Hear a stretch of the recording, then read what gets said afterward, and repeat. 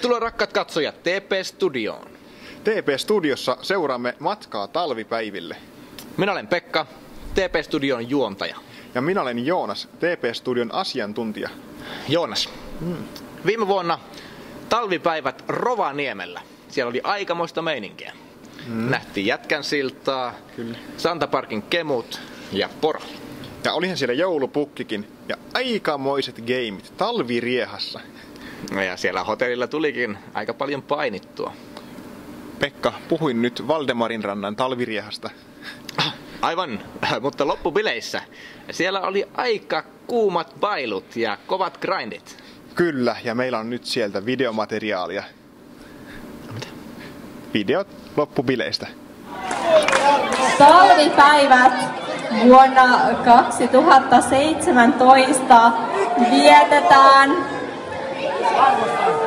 Savonlinnassa.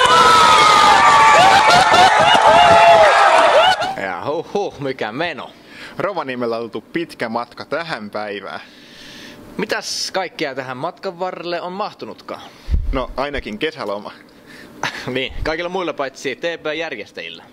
Niin Pekka, tässähän on työtä riittänyt, on tehty skouttaustyötä, on etsitty sponsoreita, on pidetty kisakuntoa yllä milloin missäkin kuppiloissa ja festareilla, on saunattu, on tsempattu, koirat haukkuu ja karavaani kulkee. Aivan, tätä edellistä selventämään lähdetään seuraamaan matkaa talvipäiville.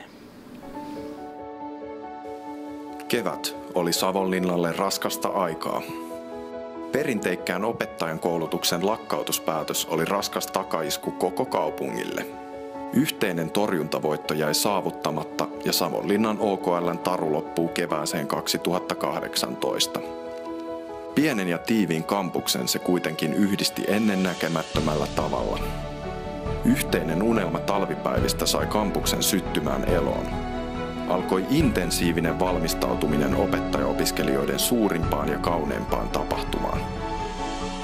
Opiskelijoita yhdisti yhteinen tavoite järjestää kaikkien aikojen viimeinen tanssi, hienolle OKL:lle arvoisensa lopetus. Nämä ovat ne talvipäivät, joita muistella vielä eläkepäivillä ja joihin voit ylpeänä kertoa osallistuneesi kahvipöytäkeskusteluissa.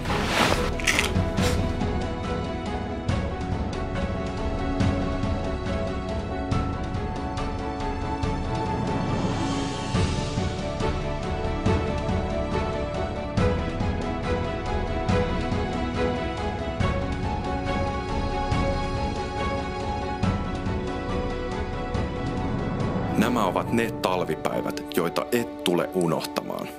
Never forget.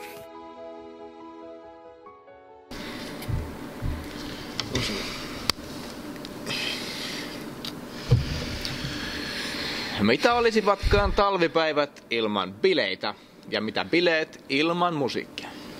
Me olemme hommanneet aikamoisen ykkösketjun pitämään huolen siitä, että talvipäivillä tunnelma on katossa.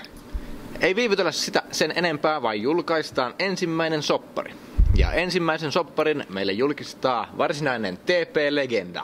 Kyllä, itse talvipäivän legenda numero 72 Juhani Doku Tanniininen. Doku Tanniininen on varsinainen talvipäivän asiantuntija oman käden kautta.